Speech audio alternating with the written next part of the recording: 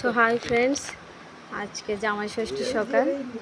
দেখো আশীর্বাদ করার জন্য মা ওই যে আমার হাজব্যান্ডকে আর নন্দাইকে বসিয়েছে, দুজনকে খাবার দিয়েছে, মানে আশীর্বাদের সময় যে খাবার দেয় আর কি।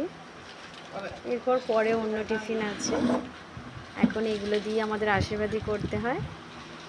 গিফট আদান প্রদান চলছে, এই জন্য ননদ আগিয়ে দিচ্ছে, মাকে হেল্প করছে একটু, আমি ভিডিও করছিলাম। এটা হচ্ছে আমার নন্দাই,